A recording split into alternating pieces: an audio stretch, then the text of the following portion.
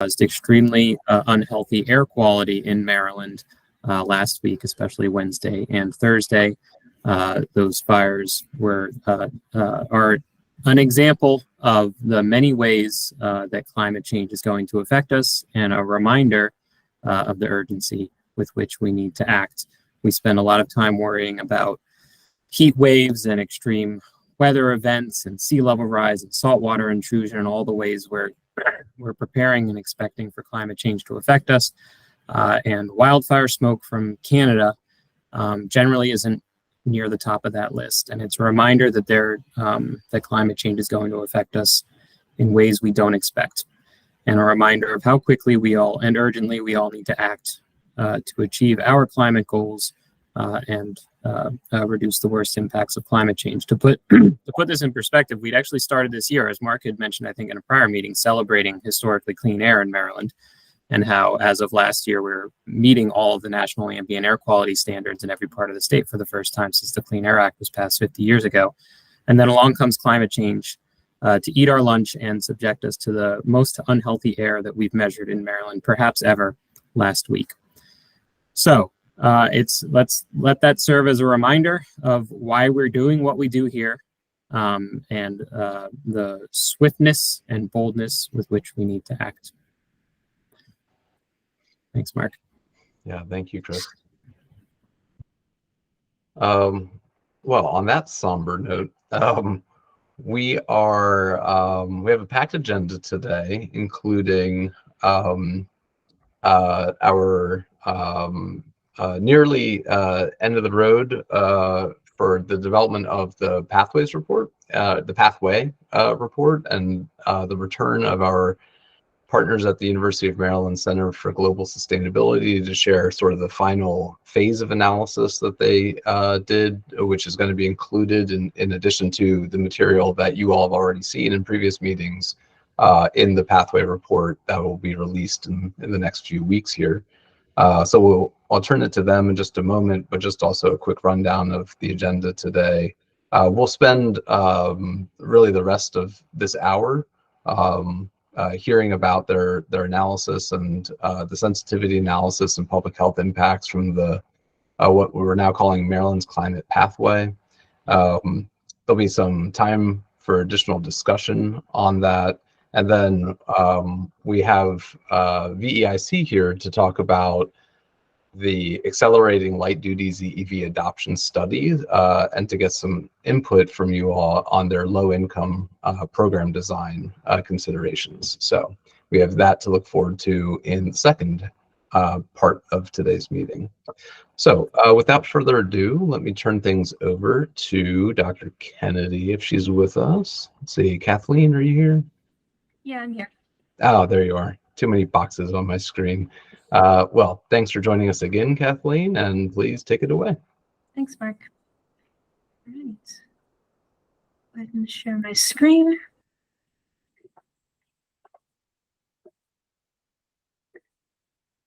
So as Mark mentioned, we're going to be sharing some new results today. So we'll start with a summary of what you've already seen, which is the core scenarios, current policies, and the Maryland's Climate Pathway scenario, which does reach the CSNA goals.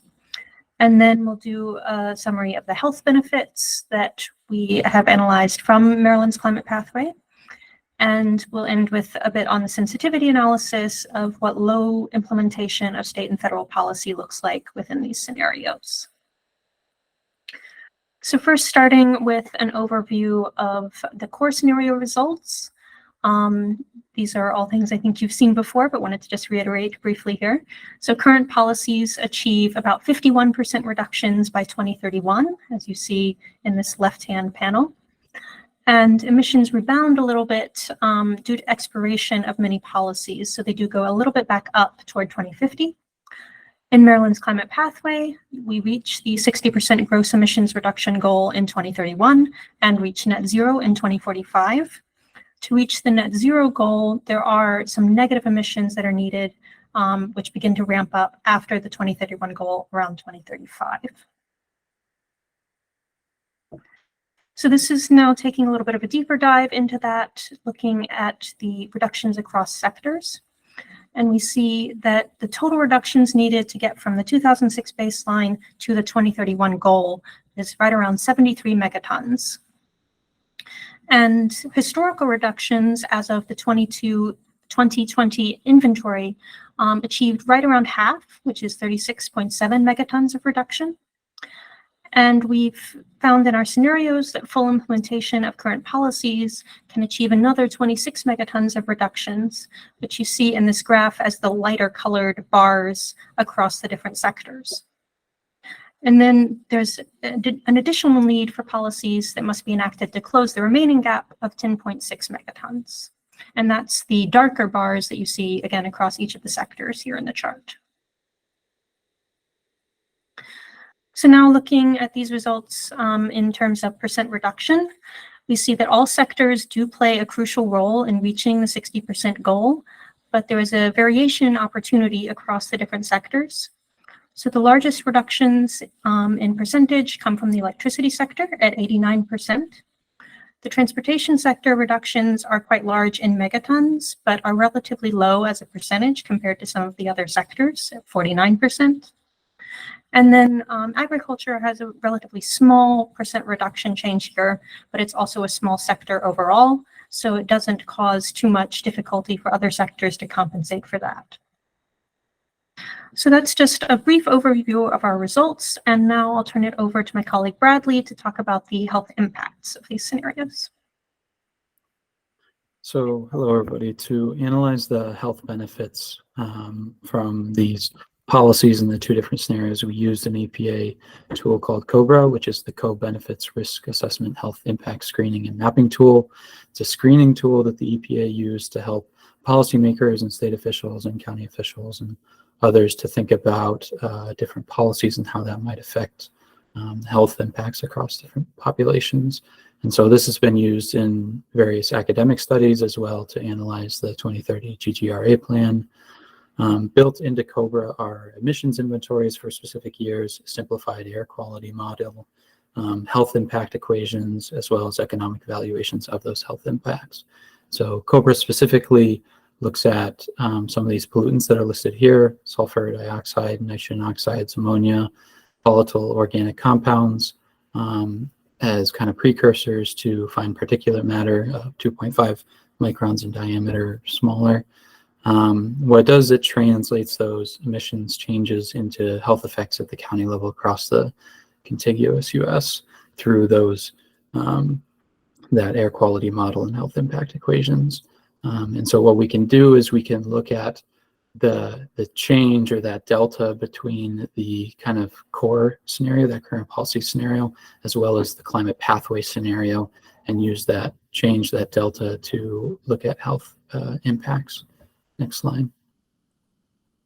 So we're going to begin by looking at the state overall, and the largest contributor to health impacts in terms of the economic valuation of those health impacts is changes in mortality rates and avoided mortality, and specifically, which contributes more than 98% of the estimated total health benefits in terms of monetary terms. And so COBRA and the EPA use a low and high estimate kind of bounding approach to their total health benefits, and specifically avoided mortality and other mortality. And so for the state overall, in just 2031, the delivered benefits are estimated to be 263 to 591 million. And it's important to note that that is the value of the emissions reductions and the delivered health benefits, but the realization of those benefits may not happen just in 2031. So those changes in, let's say, mortality rates could be realized over the next 5 to 20 years is what the EPA tool and details. The largest reduction in incident rate is seen in minor restricted activity days. And so these aren't the same as work loss days, but it does mean that there's some restriction on activity for people. Additional key incidence rates reductions can be seen in 2,818 fewer work loss days in 2031 across the state, as well as reductions of asthma exacerbation by approximately 587, as well as a reduction in incidence of upper respiratory symptoms of approximately 575. Next slide. So to begin to look at specific county results, on the right is a map that Kathleen developed that shows the reduction in PM 2.5 concentrations. You can see they're mostly concentrated in Baltimore City and nearby counties. Those benefits are centered on population centers. And the results, as I mentioned, we're specifically looking at 2031, but is not cumulative up to 2031. This is more just a snapshot of 2031 as the year we're looking at for this screening of these health benefits. Next slide. And so when we look at the economic value of the total health benefits, we wanted to look at specifically benefits on a per capita basis so we can get an understanding of the distribution of those benefits, and we can see that those benefits are still centered in those population centers, even on a per capita basis, right, with Baltimore City and the nearby counties showing the greatest benefits per person. As mentioned, the statewide benefits are estimated to be between 263 to 591 million in 2031 alone. And Baltimore City, Kent, Anne Arundel, and Talbot counties have the greatest estimated total health benefits from that pathway scenario on a per capita basis. And just to reiterate that these benefits are just looking at purely the difference between the current policies and the pathway scenario. Next slide. And so when we look at some other specific health impacts in different counties, we looked at upper respiratory symptoms. And again, we see similar results in terms of the distribution of these impacts, where they're mostly centered around Baltimore City and well as areas south and west of Baltimore. Next slide. And so just some more highlights from the results is that Baltimore City, obviously a well-known area for environmental justice issues, considering the pollution from waste incineration in the Baltimore Harbor, is estimated to have 96 fewer incidents of asthma exacerbation. PG County, which is densely populated and diverse, is expected to have 475 fewer work loss days, again, just in 2031. Washington, Worcester, Talbot counties, more rural counties in Maryland will see the greatest reduction in minor restricted activity days per capita, and quite smaller populated county of Garrett County with the lowest number, or with the smallest total benefits per person, still estimated to see around $384,000 to $864,000 in health benefits delivered in 2031. So that's just kind of an overview of the results that we got from doing this COBRA analysis. As mentioned, it's mostly just looking at 2031, and it's a screening tool, and it's our first look at estimating the health benefits of this climate pathway. Thanks, Bradley. So now we're going to move on to look at some of the sensitivity analysis that we did. So here we're looking at a sensitivity scenario that models low implementation of key policies at both the state and federal level. In transportation sector, there's delayed achievement of the Advanced Clean Cars 2 and the ACT. There's also no electrification of non-road emissions. For VMT, we see reductions that are half the levels that are modeled in Maryland's climate pathway. For BEPS, the compliance rate is also half. Zero emissions appliance and construction standards have a delayed compliance timeline. For solar and wind deployment, all Maryland and RGGI targets are delayed. In the waste management sector, there's no additional waste diversion under this low implementation scenario.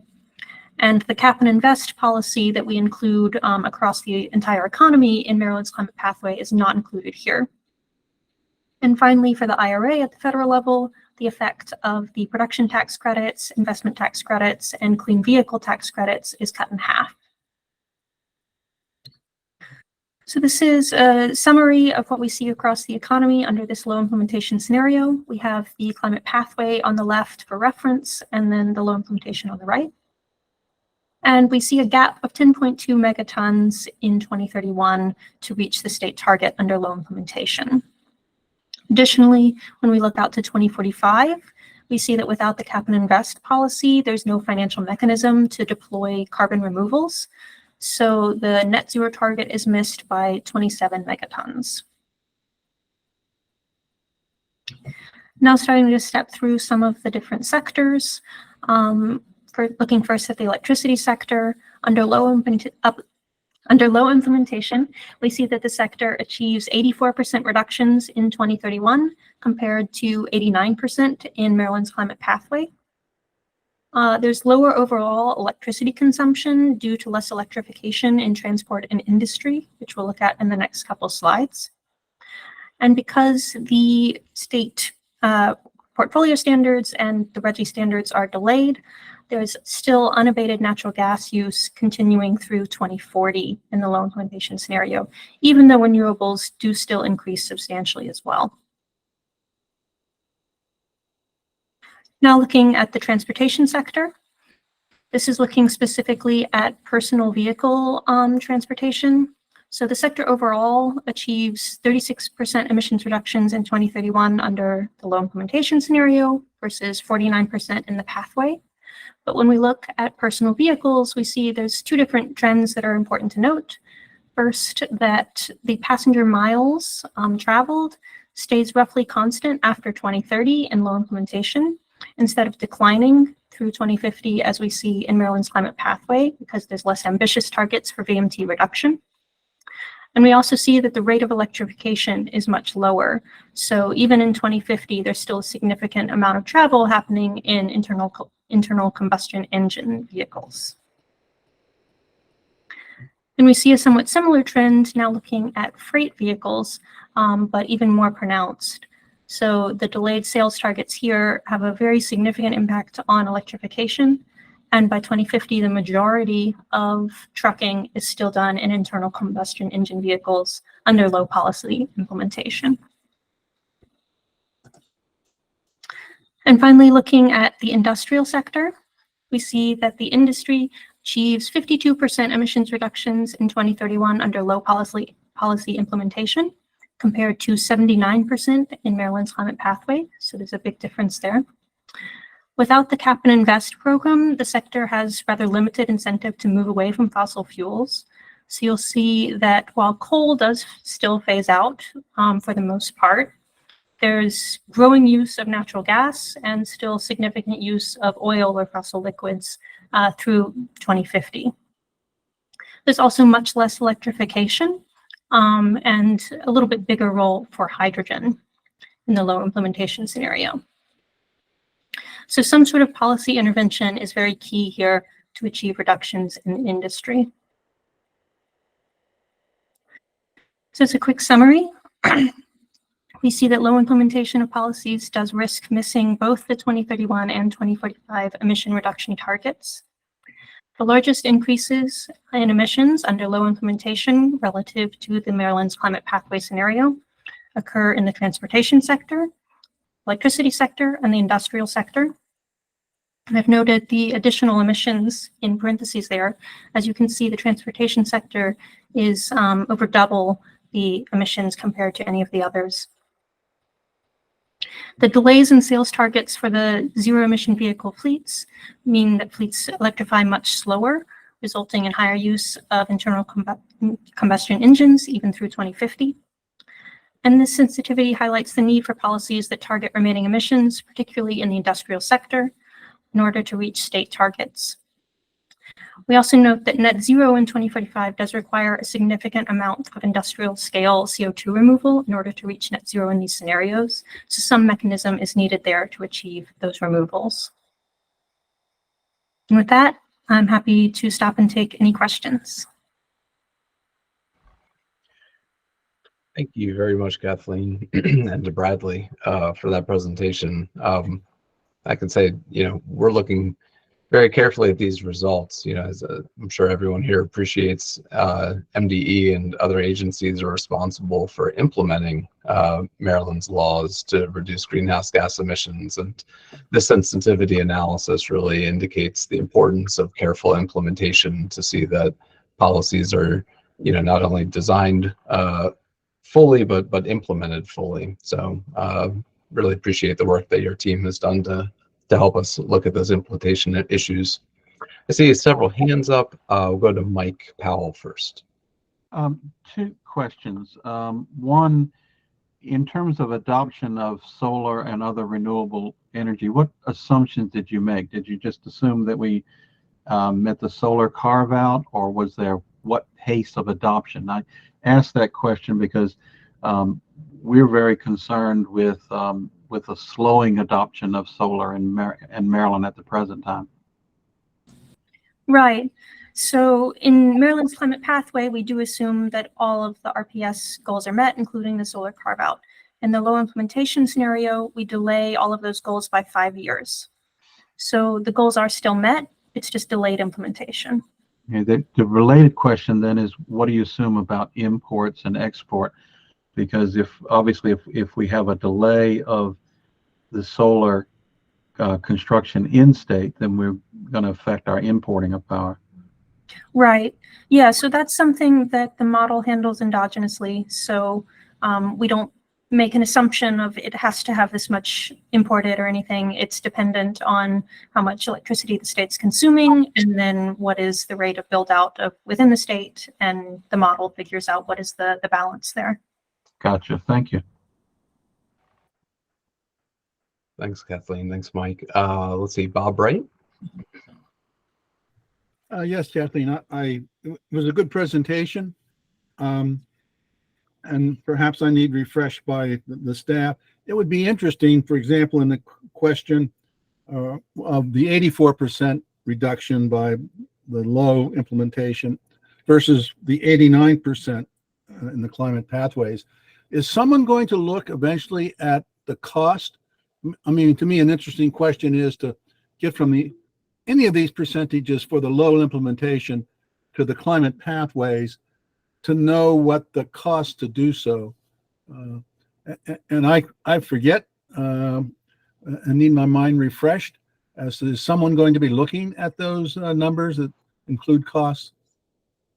Yes. So as we develop the state's GHG reduction plan, one of the requirements of the final plan is to achieve net economic benefits to the state. So there's an economic benefit analysis that's being layered into this. We got sort of preliminary results from the Maryland pathway scenario that the University of Maryland team has modeled, showing that indeed that pathway creates net economic benefits and net job growth for the state. We will continue to refine the economic analysis in the context of the state's final plan, and the state's final plan has a number of requirements on it, including more detailed economic analysis. So that's very much part of our workload over the next 6 months. Sandy?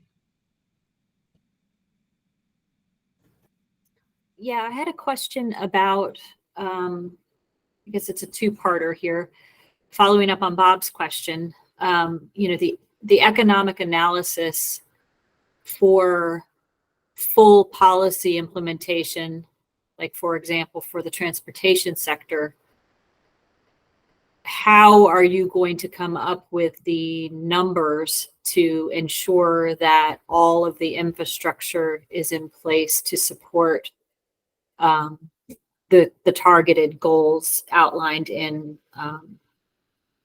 the Climate Solutions Now Act in terms of sales and supporting infrastructure to support targeted sales in 2031 and beyond would be part of that.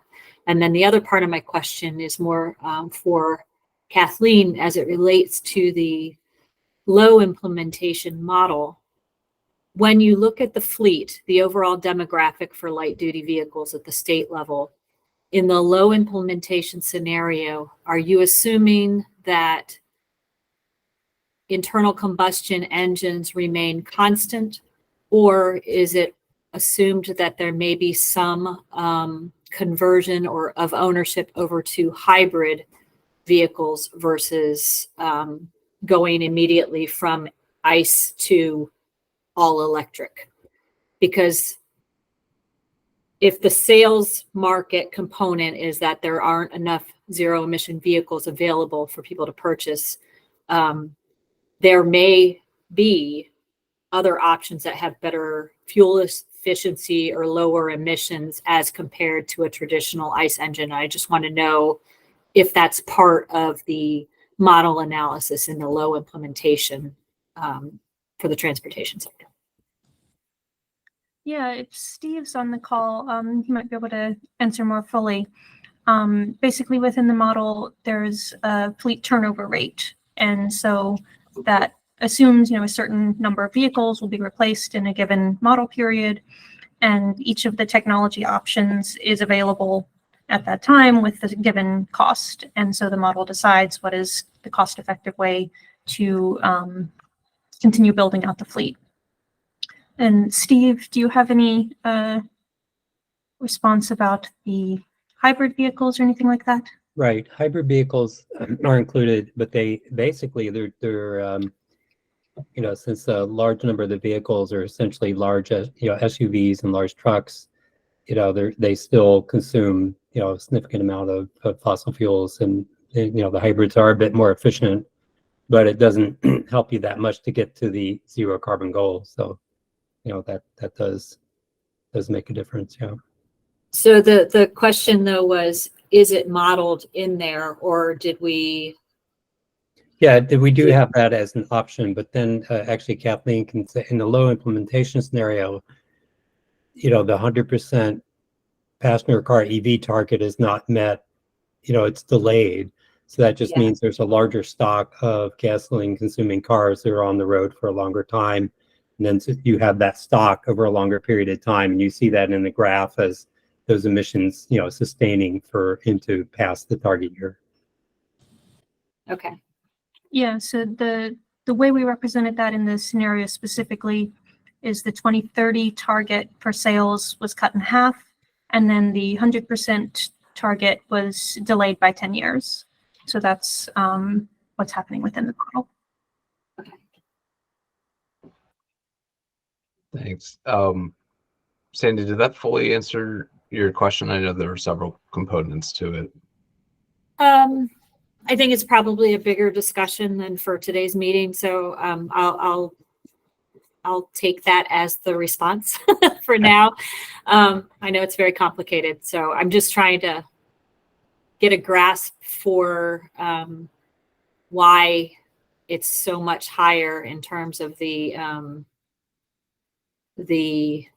increases under transportation, and whether or not there are things that could be being captured in a low scenario that might be more related to consumer purchases than just the target of 100% conversion to electric vehicles that could be factored in. That's all I'm saying. It's an understanding of whether or not somebody's going to be fully confident in going from having a gas burning vehicle to electric, or whether or not the society is more comfortable having a transitional vehicle that is either a plug-in hybrid, which also still has the backup fuel as a source, versus going right from having the ability to go and fill up your tank and have that assurance directly into electrified. Mm-hmm. And that's the part that I think is key to understanding whether or not it's delayed by 10 years for 100%, or whether or not it's something that could be accelerated in terms of the emission reduction focus in the near term by promoting things that might resonate with folks that still lower the emissions, but maybe not to the same extent that a full electric vehicle would. And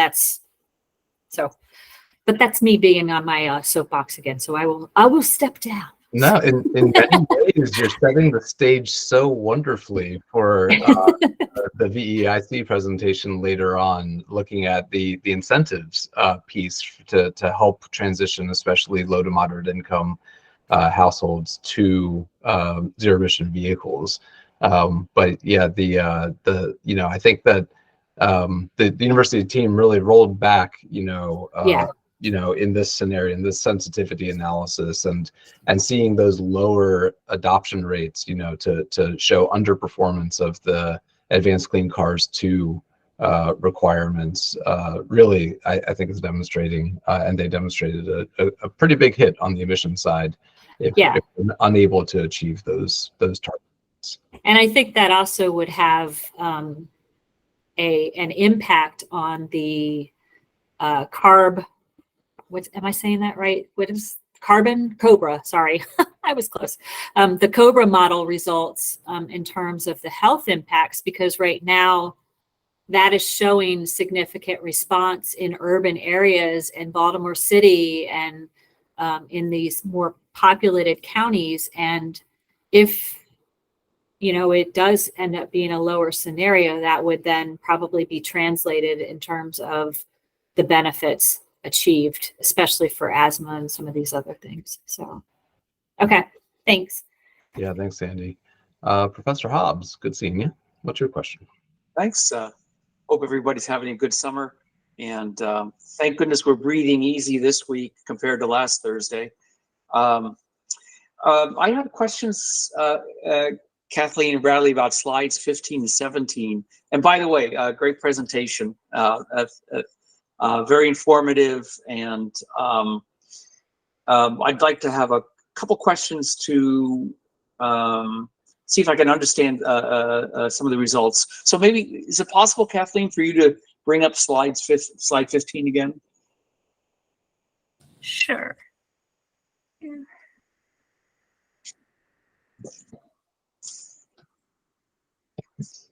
And this was just about a bullet there.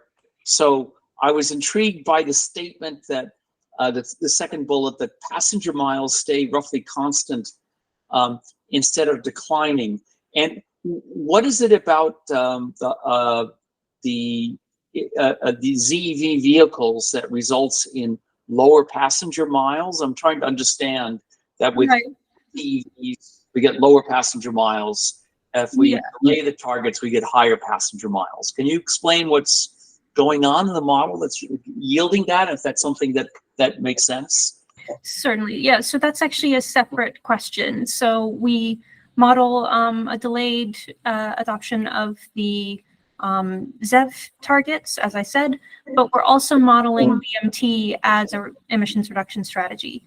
So in the Maryland's climate pathway, there is a VMT reduction goal, and that's what's driving this overall reduction that you see in the left. I see. It has something to do with, I mean, the observations are that ZEVs are used less, although the reasons for that aren't completely understood, whether people are just driving other vehicles more. As you're probably aware, there's a big debate in California, where you used to live, about what that data actually means. Okay, thank you. So I understand this is a result of your assumption, not a result of the model. Going to slide 17, it was fascinating, the incredibly different mix of energy sources for industry under the pathway and under low implementation. Can you tell us a little bit about what is it about the policies and low implementation that's giving you a lot of hydrogen, something like 30% hydrogen by 2050 in low implementation case, but very low and declining hydrogen in the climate pathway? And then on the flip side is you have 60% electricity in the climate pathway, but 10% or less electricity in low implementation. Tell us a little bit more about that. Sure. So there's no specific difference in policies for hydrogen between the two scenarios. Both of them include the IRA's hydrogen production tax credit, but there's nothing that would emphasize hydrogen in the low implementation scenario. So what's really driving the difference between these is just the lack of the cap and invest program, which really strongly drives things toward electrification and away from fossil fuels. So that's why you're seeing the big difference in electrification rates between them. And then hydrogen's really, as you can see, kind of taking up the slack of increased increased energy demand overall. So there's much more efficiency built into the Maryland's climate pathway and stronger things there, whereas low implementation, it's just kind of growing with demand and overall economic activity, and there's no real constraint on that. So I think those are the main differences between the scenarios. Okay, so cap and invest itself, that policy would not benefit hydrogen, but doesn't give any bonus to that. And I think what I hear you saying is that under low implementation, hydrogen is taking up the slack. If you're going to meet that demand, it's got to come from somewhere. And hydrogen is probably expensive, but which is why it's left to last, and is the last resort in a sense, and takes up the slack.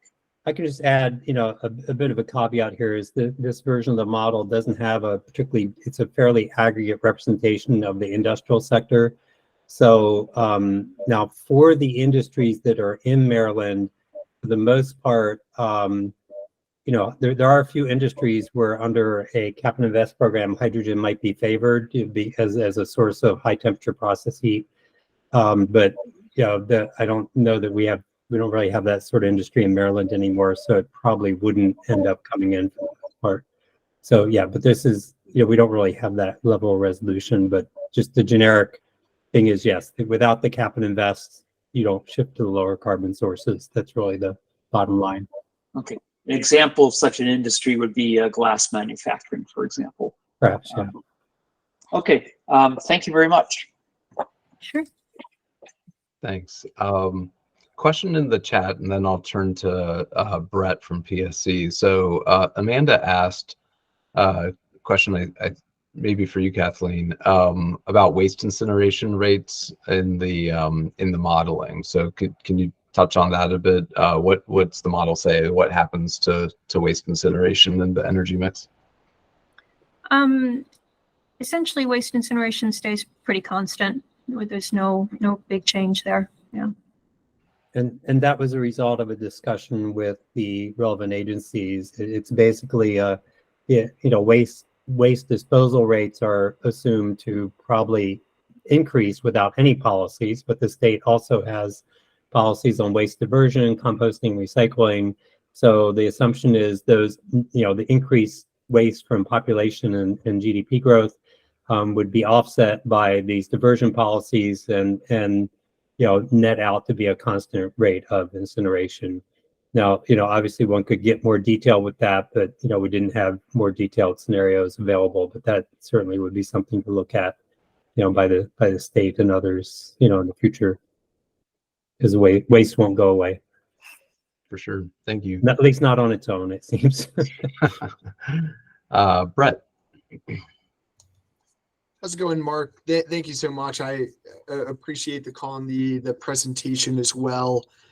This may also be kind of generally related to the Pathways report, but specifically for the presentation, there were a lot of assumptions based on the cap and invest program itself. And I just wanted to get some more information on this cap and invest program, and specifically how it's modeled and how it was assumed to be delayed within the presentation, if that's clear enough. Yeah, so for the cap and invest in the sensitivity scenario, we're just assuming that doesn't get implemented at all. So that's not one of the delayed implementation. That's just, there's no cap and invest policy.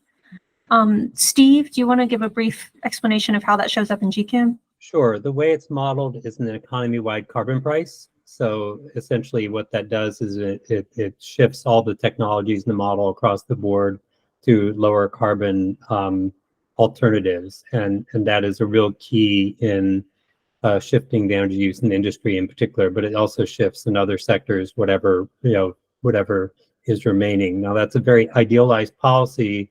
We're not saying that that's something that would be implemented exactly that way, but it's a sort of a placeholder for, you need some mechanism to financially incentivize some of those shifts. So, there's a number of different ways that could happen, but that's the simplest way to model it in a very idealized manner. And then of course comes the devil's in the details of implementing that in Maryland.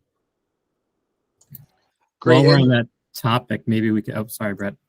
Oh, it's fine, Chris. So, and Kathleen, once again, so in the low implementation model, it's assumed that that's not used, correct? Right, yes. Okay, great. Thank you so much. I appreciate it. And we had a question in the chat about that from Josh. So I think to clarify, sort of removal of the cap and invest program and the low implementation sensitivity was sort of an analytical necessity, because otherwise the cap and invest program would do its job as a regulatory backstop and just make up for all the shortfalls we're putting in the model, and the model would give us the same answer as the core pathway result. So it sort of had to be removed just because of the model logic. So Josh, it also makes it hard to answer your question of sort of what the removal of cap and invest is, the impact of that is in the low implementation scenario, because from a modeling perspective, the impact is that there is a low implementation scenario instead of simply achieving the core scenario, if that makes sense. As much sense as I think as it will make for me at the moment. Thank you. All right, thanks, Chris. Thanks, Josh. Brian. Hey everyone. Echo the others' comments. It's a great presentation. Can you remind us, Stephen and Kathleen, what the price level for that carbon price was assumed to be in the cap and invest program? So that's not something that we set specifically. That's something where we give the model the emissions target that it has to hit, and the model decides on the emissions price. Oh, right, of course. It's a cap and invest, but it shows up as a carbon price. I was getting confused. When Stephen, you said it was a carbon price, I was assuming, I took it for a moment to mean that you meant like a carbon tax, or a fee, but I see what you mean now. Well, it's equivalent in the model, but the cap and invest is a different structure, where you set a target and then a market decides, what endogenously what that is to meet the target, and then there's some mechanism which actually we don't model that reinvest part explicitly, but in reality, such a program would have some mechanism for taking those revenues and investing them in an appropriate way to achieve the goals and still have economic growth. So just as a quick follow-up, so then confirming it was modeled as a constraint, as a cap, and then the model can then it endogenously determines whatever that quote unquote allowance price is like the shadow price of that constraint. But exactly. The piece that, okay, great. And then the piece that wasn't shown there is that, or included, is like the recycling of those revenues back into the system. So in other words, like it could actually, in theory, like under that construct, like we can even see greater emissions reductions that might be shown. Yeah, and that would require, this sort of macroeconomic model, which we don't have for the state of Maryland, which we're very interested in doing, but that's another modeling challenge that we haven't tackled yet internally, but it's on our minds exactly because of the question you asked. Yes. Okay, great, thanks. There was a question in the chat about the cost of not doing this, and the requirement for the GHG reduction plan due at the end of this year is that we compare the net economic benefits and costs of implementing the plan as compared with a no action scenario. So Dave, that's essentially, I think, getting at your point, we do need to compare it with, between taking climate action and not. Garrett, looks like your question was answered. Thank you, VMOL, for dropping the slide deck, link to the slide deck in the chat. Sandy asked about the difference between VMT and passenger miles traveled in GCAM. Kathleen, is that one and the same, or is there a distinction there? Steve, you can jump in, but I think it's not exactly the same, but it's very similar. The difference is just the load factor. It's how many people per vehicle you assume. So that's just an exogenous assumption. So that's really the difference. So if your assumed number of people per vehicle is higher than what our VMT models are assuming at a state level, then how would that impact the emissions reduction result? I think it's really a question of sort of historical calibration. So to the extent, obviously we're calibrating historically to the same amount of fuel sales. So it's really just comes in there. So that in that sense, it wouldn't make any difference to the results. Where it could make a difference, and this could be, for example, part of the VMT reductions, right? For example, if you had policies that encourage carpooling, that is an increase in the load factor of vehicles, and that would reduce VMT. So that could be one of the suite of policies that's in the pathway scenario that is reducing that VMT rate of growth in the baseline, for example.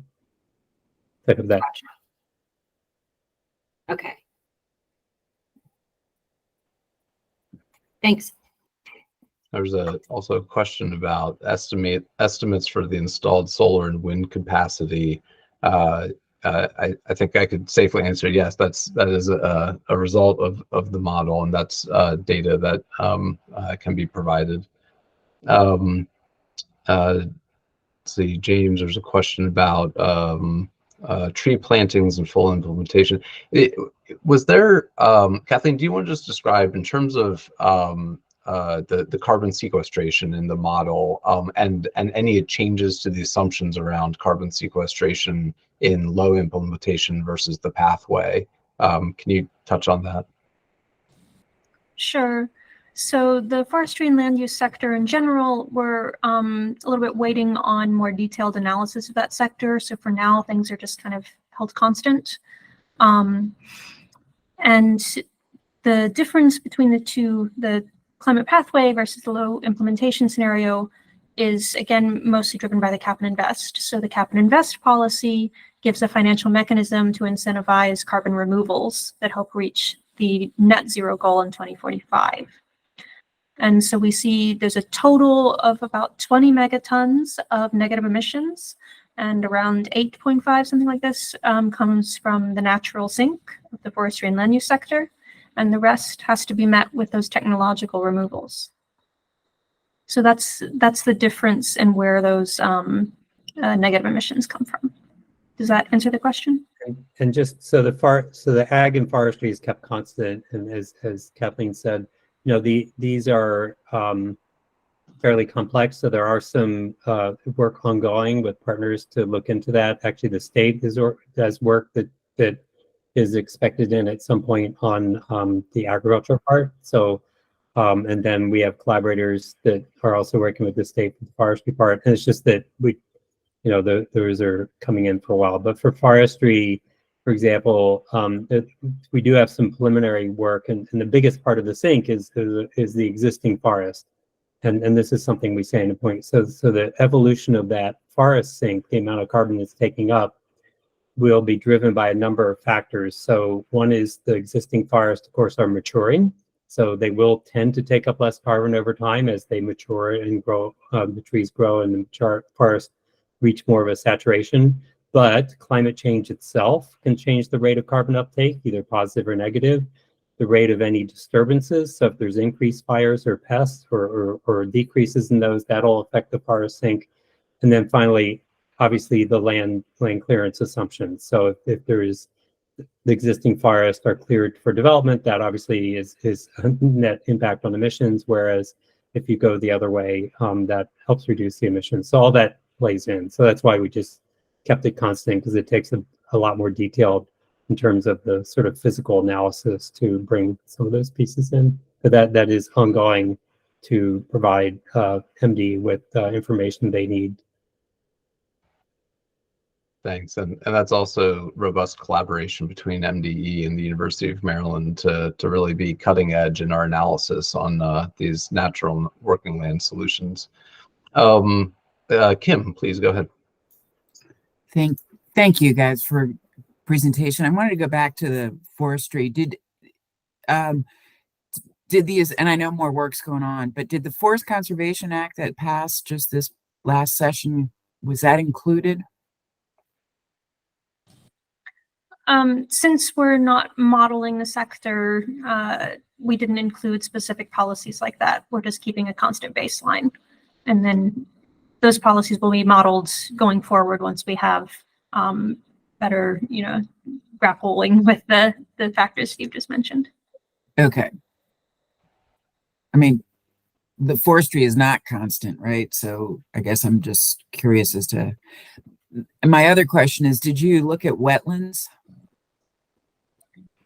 So that's that- within the same sector. Yeah, Steve, go ahead. Okay. Yeah, that's part of it, and that Okay. was Thank you. constant implicitly. But yeah, and of course, one of the complications of forestry, as you said, is not constant. And one of the things is, of course, it varies from year to year in reality, right? Just with the weather and so on. So, we have to take that into account and try to get a handle on that long-term average, which is really what we're interested in here. Yeah, Kim, we're hoping to build in those factors into the final plan by December. Just only so much data that we could cram into the model at this point.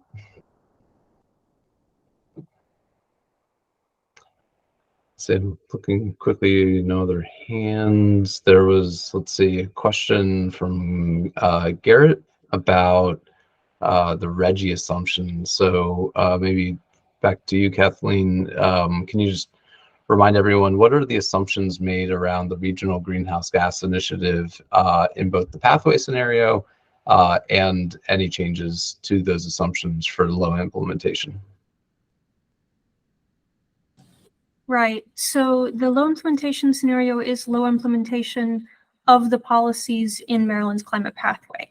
So in the climate pathway, we did assume Reggie had enhanced their ambition and had reached a zero target for 2040. And so the low implementation is assuming that that target gets delayed.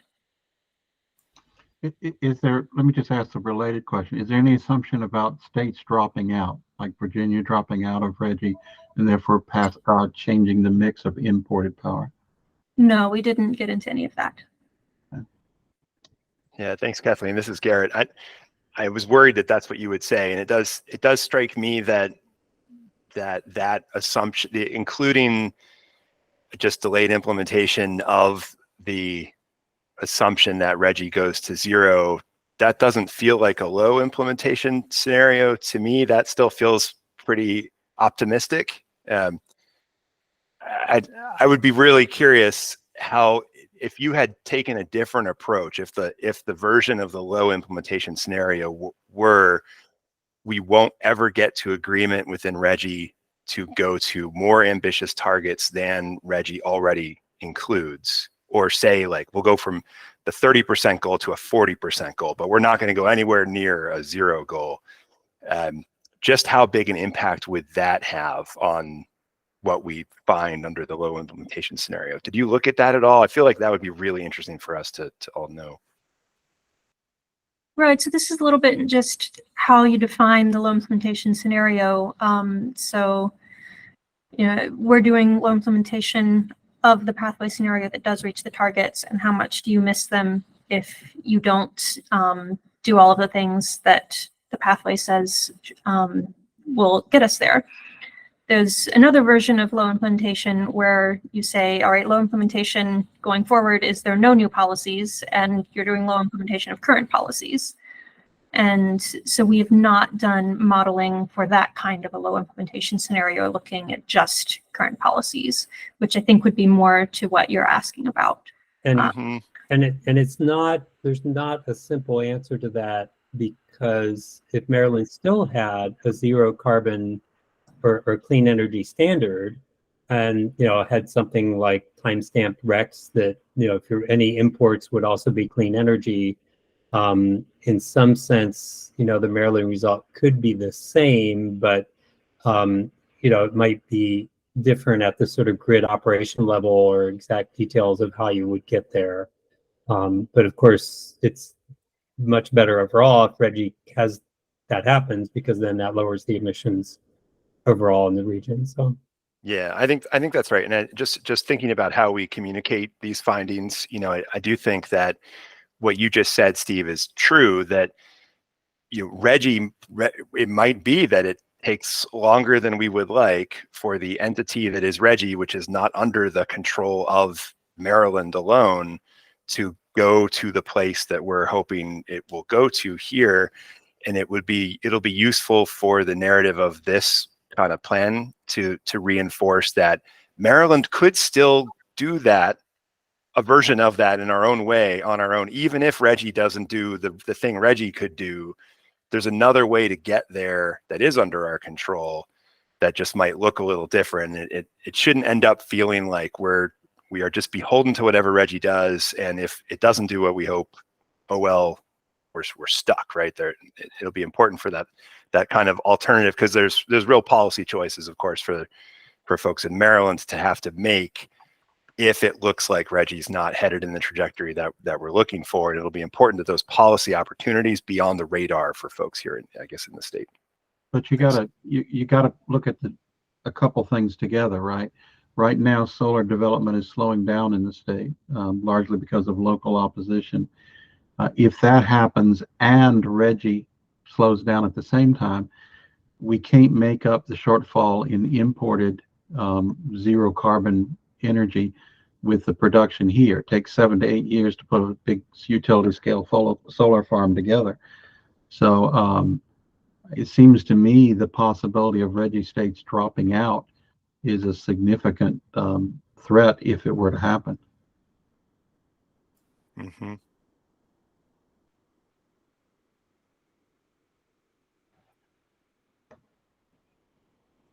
Let's see, we are almost at 2, which is also on the agenda when we intended to really do what we have already been doing for the last 30 minutes, which is, open this up for broad discussion, which I've really enjoyed and benefited from. I see a hand from Josh, and then I think after Josh, I'm going to turn things over. And actually, Josh, you might be the segue to this.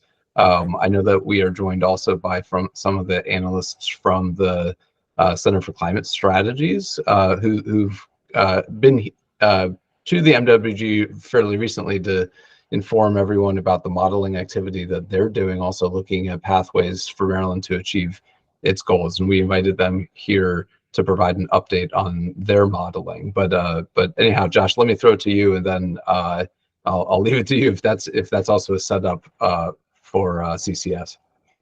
Perfect. Thanks.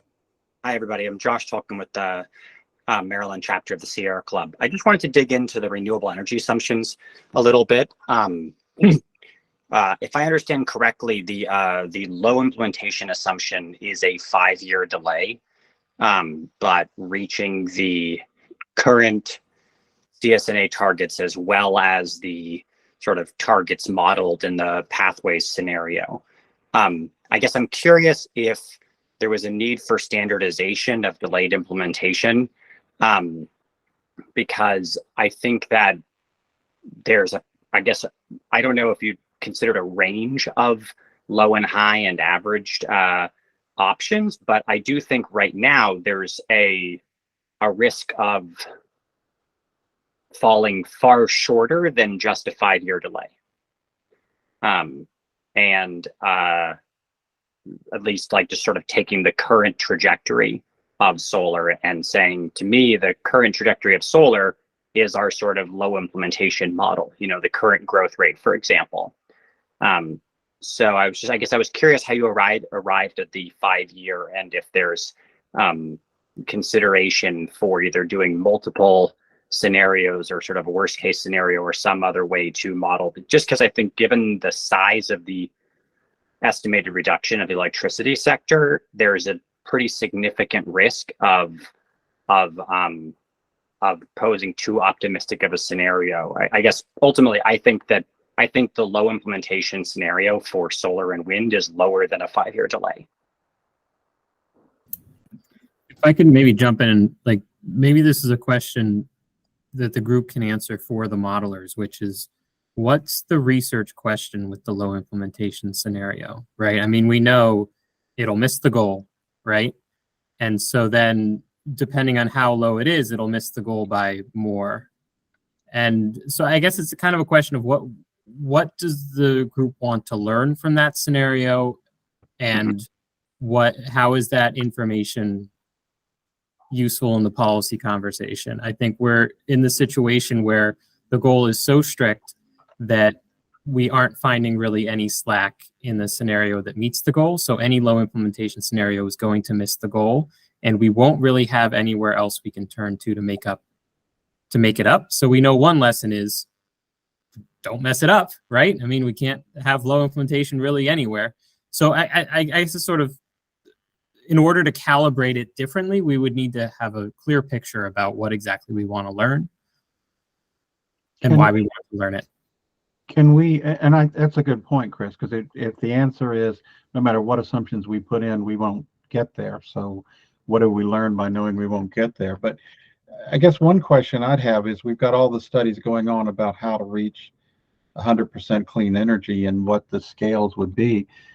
Could those groups provide some input into what is realistic, at least, even if they don't necessarily help us with low implementation? In other words, rather than build our scenarios for the climate pathway around assumptions based upon the set-asides in the statute, we look at the trends that they're predicting.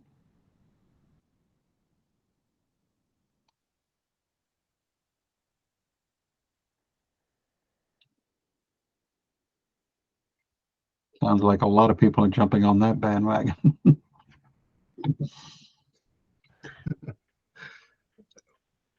I guess something we'll discuss with the modeling teams to consider those capabilities. So let's see. I've got a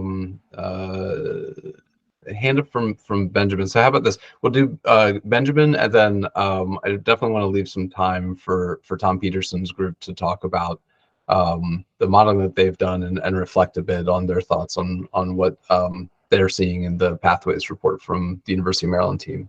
Benjamin? Thanks. My question is in response to, I think, what Chris just said in terms of what's the value of modeling a scenario we know that isn't going to make it. So I guess my question is more or less, is as a different modeling scenario is, and it wasn't clear to me based off of Kathleen's response about the import assumptions as being something we can control in the model versus that's something that the model is just going to assume. And what, instead of assuming that the renewable deployment has to be in state to meet our goals, if we loosen that constraint and said we want the assumption is the renewables still have to be delivered to our grid in Maryland. So it can't be an RPS standard that is complied with only using renewable energy credits. But what if I was to say, you can build it outside of the state, but the delivery still has to make it to Maryland? And if that would ease, if as a policy scenario, is that something that, as an alternative compliance scenario, is that a way to still meet our goals in a less constrained manner, because we're having zoning problems in Maryland building our resources, but we're part of a 13 state grid, whereby I could maybe deploy it cheaper in another location, and the main constraint is going to be enough transmission into the state. And so just wondering if we can do that with the model, and maybe that is okay. We know we can't, if trying to do it in state feels like an optimistic, well, can we still do what we want to do, but out of state and import it in? And if that's something we can do with the model, if we've thought about that with the model as a way of still trying to achieve compliance here.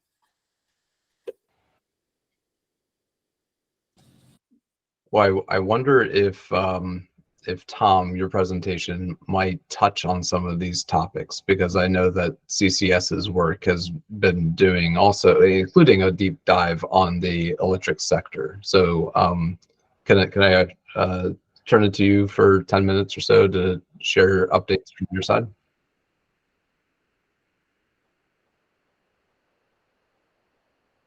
Oops, my mic was off. So thank you, Mark. It's good to see everybody. And we just have a couple slides in the interest of time here that I want to show. And let me just check and see, Holly, whether you can put our slides up or whether you need me to do that.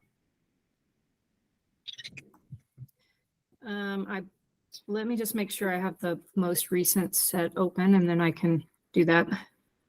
So while she's doing that, and just give you a quick overview here that you'll see on the first slide or so. So what I'm going to show you is the results of independent modeling that's been conducted in parallel, but you'll see has, I think, quite a bit of consistency with what you've seen so far from the GCAM model.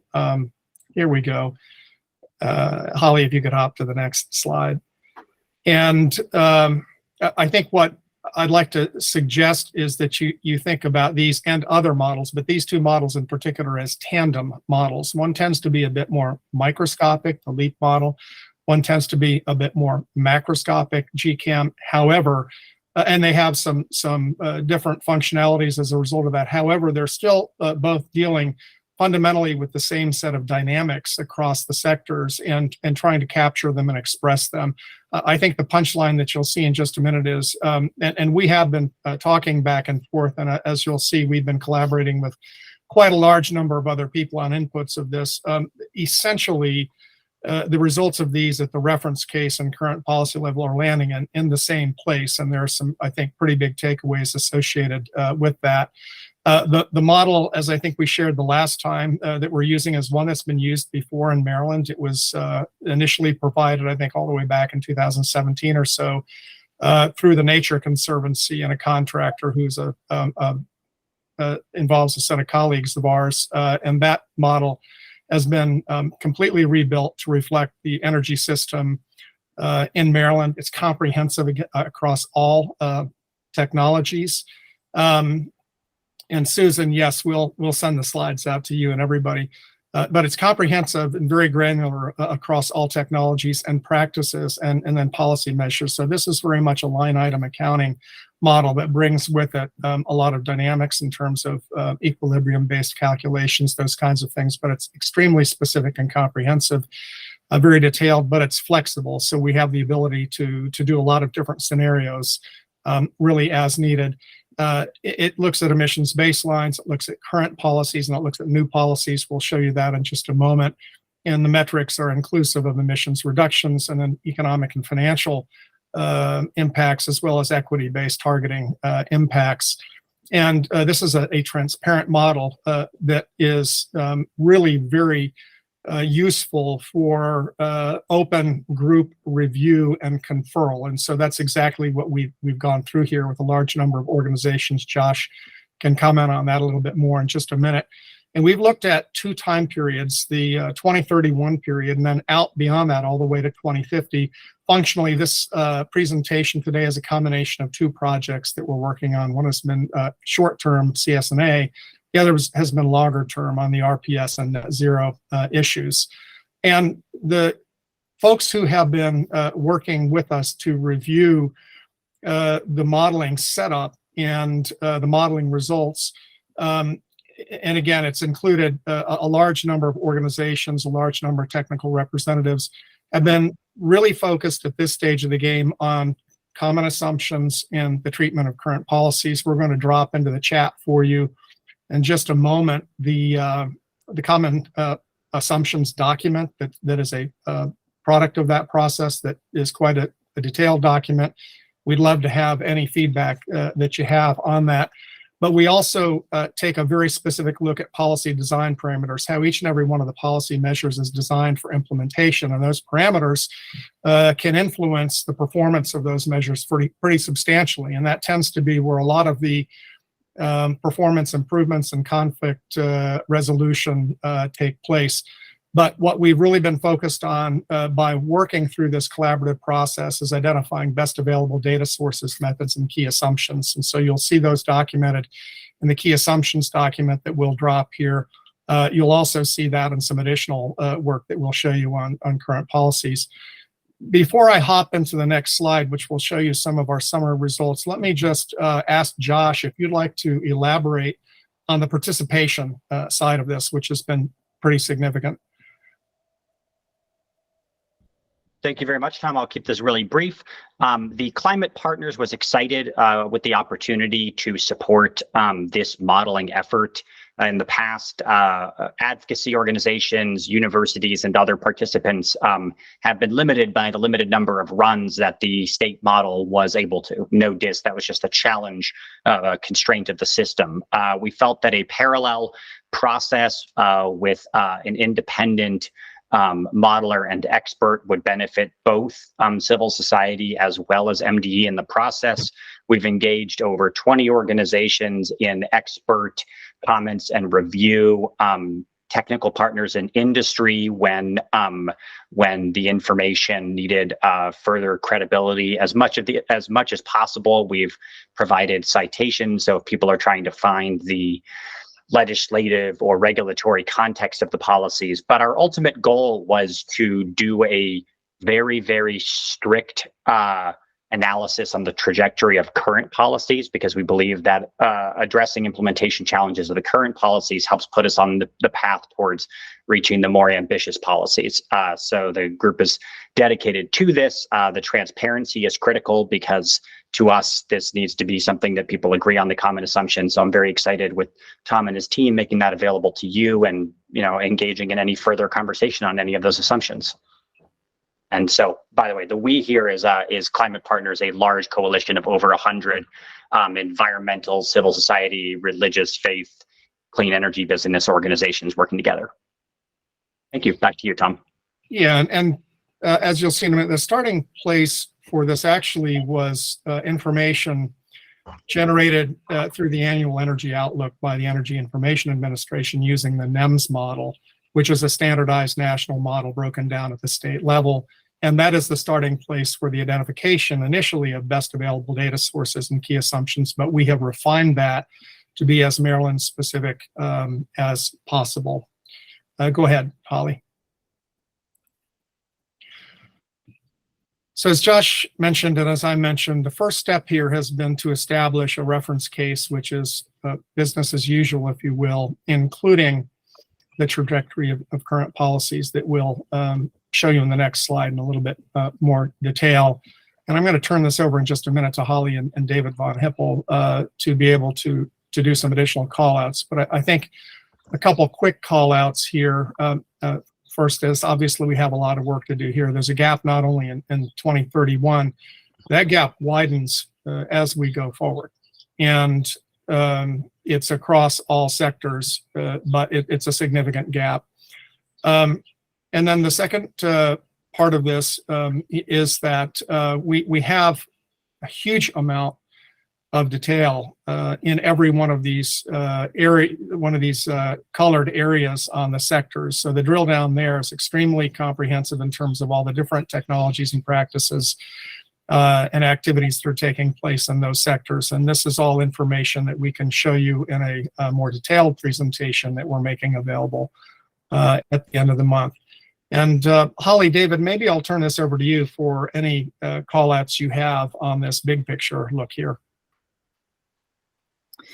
Well, I guess I'll note that this is the draft of our reference case and current policy scenario, as we're still incorporating some comments that we've received and working through some final details. This is slightly different from what we showed to NDE and UMD when we talked with them a week or so ago. But yeah, as Tom said, we find that there is a gap in 2031. Right now, we're showing a reduction of about 49%. And so the 60% reduction isn't met until 2045 in this scenario. And I'll just point out that we're not including the forestry and other land use sinks in this chart, because for 2031, we're just looking at gross emissions. And there's still some things to figure out in that sector, as the University of Maryland modelers mentioned. The forestry sector is pretty complicated, so that's not included, but we do, just to show the targets on this chart, we're showing in 2045 that we need to get down to about 8 million metric tons of CO2, just assuming that the sink would be around that level in 2045, not including any technological carbon removals. David, do you have any? Sure. So another, I think, significant difference between the University of Maryland effort and ours is, and it's just one assumption, is that the Calvert Cliffs reactors actually are not renewed for a second time. Their license is not renewed for a second time, so they do come offline. And in consultation with the climate partners, and this is some of the work that Holly alluded to that we've done just in the last week or so, we've been looking at the implementation of solar and wind and thinking about whether current policies are really going to drive that as far as the targets suggest that they would.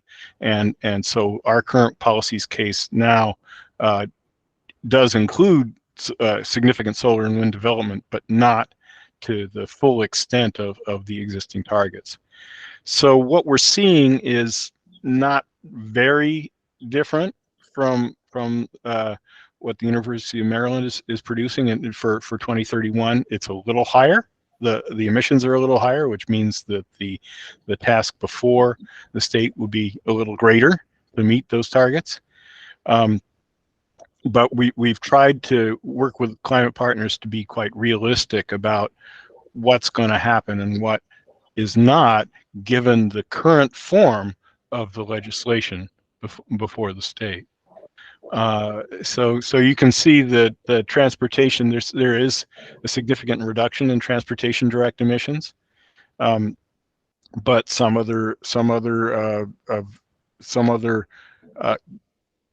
sectors here do not show the same level of reduction, such as buildings. And this is another thing that Tom mentioned. The existing model can be built upon, can be made more detailed as needed, and as data allow, and as policy questions require. So there's the option to make those changes. I think I'll leave it at that for the moment. Thank you. And I'll note that I'll drop that document into the chat once I'm not screen sharing. I can't do that at the same time that I'm screen sharing, but I will do that right after I stop sharing. Great. I see a hand up from co-chair Mike Powell. Go ahead, Mike. Yeah, looking at the 2031 timeframe, could you give me an estimate of what the difference would be if Calvert Cliff is relicensed? In other words, how much of the difference between your model and the University of Maryland model is the assumption about Calvert Cliff? For 2031, it's not there at all, because Calvert Cliff doesn't, the first relicensing period doesn't end until 2034, 2036. So there's no difference in 2031. So the difference is in the meeting the net zero. Yes, beyond that, that's correct. Thanks. Brian. Hey, so on that assumption regarding Calvert, so would you say that the pretty, like, this yawning kind of gap between what's required under the legislation and actual emissions, it really begins to open up in the mid-2030s? Is that in part because, well, yeah, I mean, is that what's actually happening? And can we just talk a little bit more about what's going on there? Well, it's a big assumption that Calvert Cliffs will or will not be relicensed, and it's up to you guys, basically, the owners of that plant and the various regulatory agencies that oversee it. But it is a very big ticket item, because those 1,700 megawatts of nuclear capacity are effectively the same as 10,000 megawatts of solar.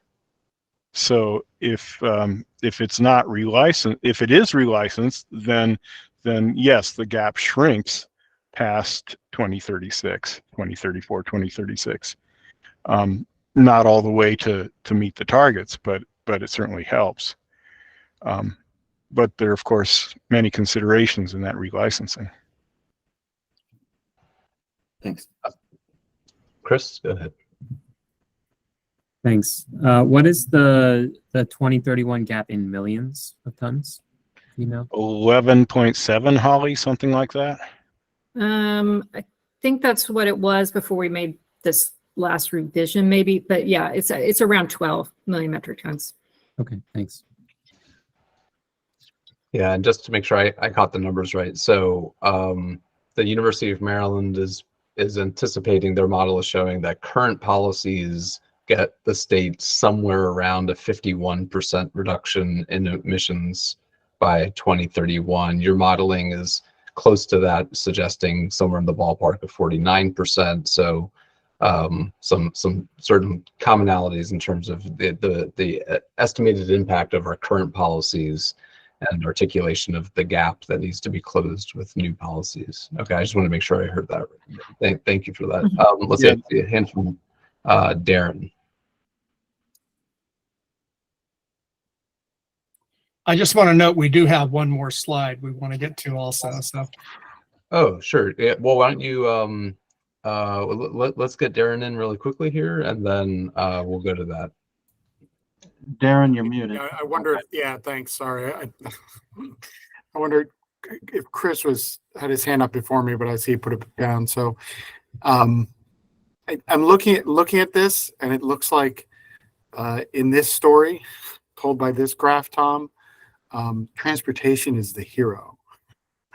Do you have percentage reductions that you're banking on from 2015 to 2050 from the various sectors? And am I reading that right? That the reductions, that volume-wise, it looks like transportation contributes by far the most to the reductions achieved by 2050 in this scenario. Holly, do you want to do that? I know I was going to suggest David because he's.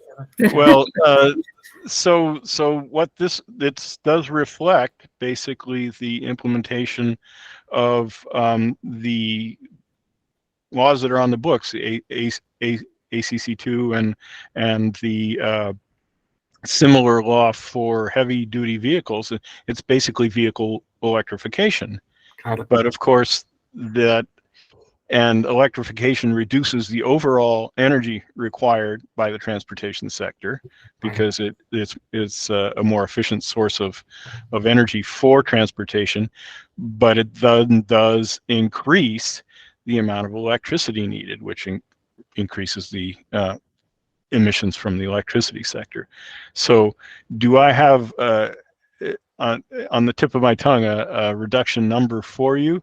No, I don't, but it's sort of distributed throughout the model and can be calculated from the results. Okay. And are there VMT reductions in here too? There are not. Oh, there are not. Or hard. Actually, VMT increases over time. So that there's I shouldn't say that because there's a very little bit of VMT reduction from e-bikes and from the purple line. But there are not really VMT reduction policies because when we talked with the Climate Partners group, it didn't seem like the VMT reduction policies that were out there were sufficiently robust to make a big difference. Okay, thank you. And as I recall, David and Holly, when you all added the ACC into this thing, it really did make a big dent. That was one of the big changes that took place early on. Yeah, Oh, yes. definitely. I mean, definitely transportation is making the biggest difference here. Yeah. You might want to hop on to the next slide. Yeah, I was going to say we're running a little short on time, but if you could wrap it in the next couple of minutes, that'd be great. So one of the big things that has happened is taken a very hard look at the status of current policies. And when we did that collectively, there's been an awful lot of offline work consulting with studies and other technical experts. You know, some of the policies are in, some of them are out, and where they landed is really dependent on 5 different variables, and we're keying off of the guidance, the federal guidance from the Energy Information Administration. And the summary of how it's handled there is pretty simple. You don't count your chickens before they hatch.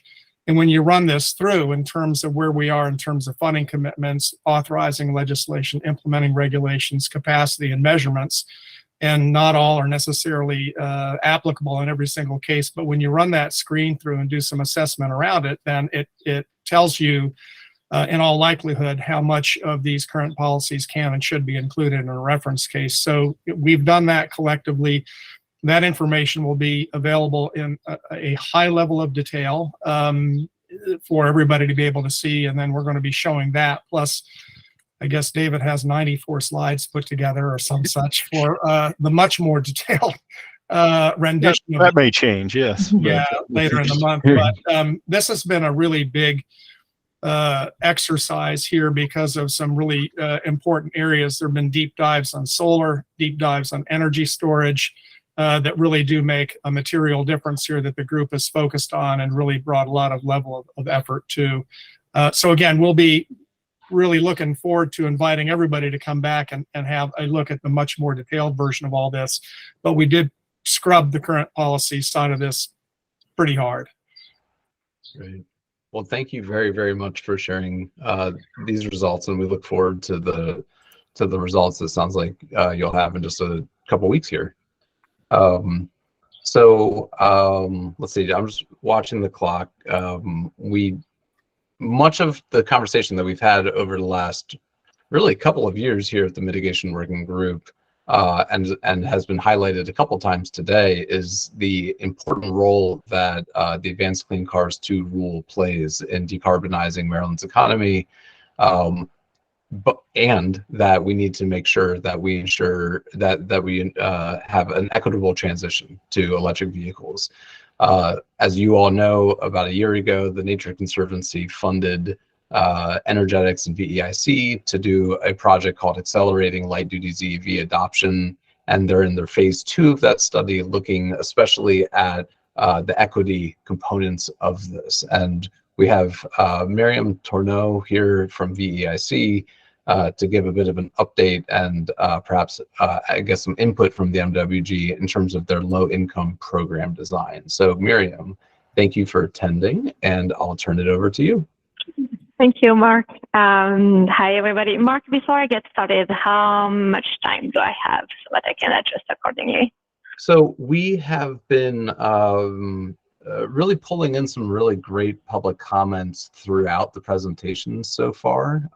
So my feeling is, why don't we aim for 25 minutes, and we'll save the last 5 minutes of the meeting for any additional public comments. Great. So let me share my screen.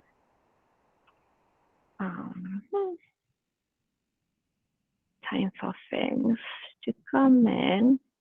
Can everybody see okay? Yep.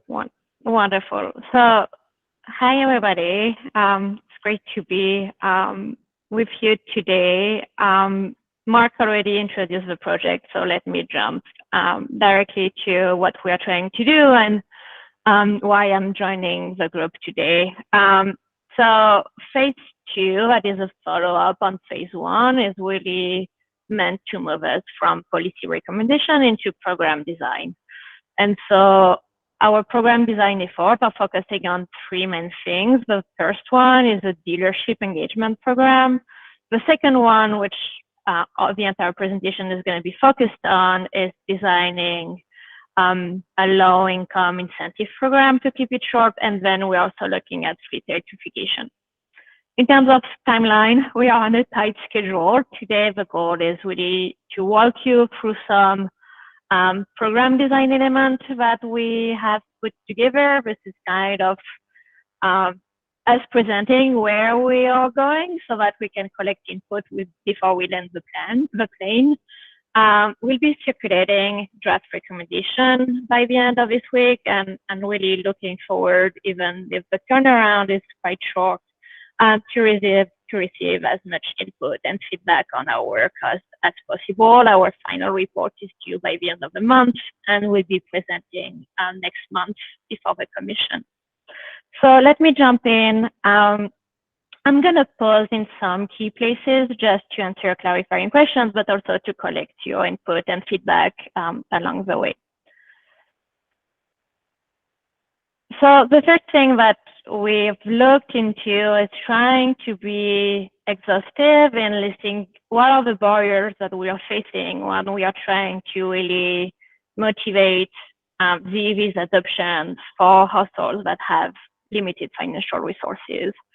There are 2 categories. The first one is just barrier to car ownership, regardless of being gas or electric. There is definitely an issue with just correlation with credit score, although it's not always as straightforward as we might think.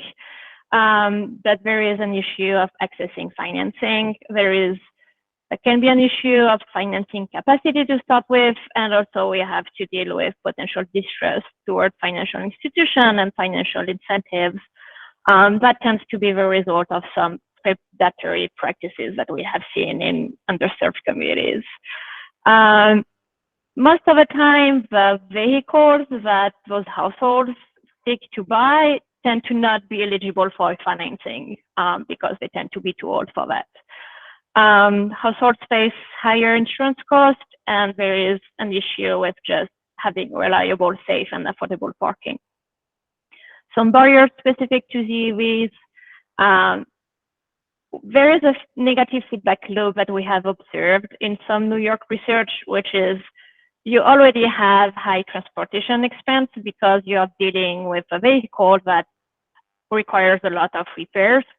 So your financial capacity to move into a new vehicle is even further limited. There's an issue of, charging infrastructure. There might be a need for electrical upgrade given, the state of some of those houses. And there's just a higher upfront purchase cost combined with some hesitation when it comes to financing. This is where we think that lease might be different in terms of perception. Still have to account for the fact that low credit score is still an issue with accessing a lease. And finally, a barrier that we need to really take into account is that those households tend to have only one car and cannot really afford losing that car. So because, so that increased concerns about reliability of the technology. If I'm switching from gas to electric, it has to do it all and it better work because otherwise the consequences can be pretty dramatic. So those are the barriers we have listed so far. What we are aiming to do when we ask ourselves who are we designing an incentive program for is the following. The program will be accessible to all Marylander households that are income eligible. However, when we are designing, we are keeping some key segments in mind. The first one are Marylanders that are in more rural areas of the state. First, it tends to correlate with high concentration of limited income areas, and plus those households are more likely to be car dependent and drive long distance for work. And we are also thinking about Marylanders in urban and suburban areas that are highly car dependent, thinking about correlation between rideshare drivers and income level, and also just workers who cannot access or maintain employment without a personal vehicle. As an example, just to have an idea of what represents, if we look at the census data in the state of Maryland, we have 75% of workers that are below 150% of the federal poverty line, but are car dependent, either because they drive alone or because they carpool. There is that number varies depending if you're in urban or rural. But if you look at Baltimore City, you still have 67% who are car dependent. And if you look at the Maryland suburbs of the DC metro area, Montgomery County and St. George's, that number is still high. As expected, it tends to go higher when you're going further away from public transportation. There is no data for the more rural Maryland counties. In terms of what should be our income-based definition for that program, the first program decision we have made is to rely on self-certification for income verification. Some states are doing it. You can do spot checking when it comes to enforcement. What that allows is to set the definition for the low income criteria at 60% of the area median income, which is higher than the usual 200 federal poverty line that you could use. What the program can do to help with, determining assessing if you're eligible or not is publish income guidelines. And we can also leverage some programs like SNAP for people to say, hey, if you're eligible for that program, you're eligible for an incentive. So we have set the low income household criteria at 60% of AMI and the moderate income at 80%. That means that 28% of Maryland households would be eligible for a state incentive when we combine both. So before I keep going here, let me see if there are any clarifying questions.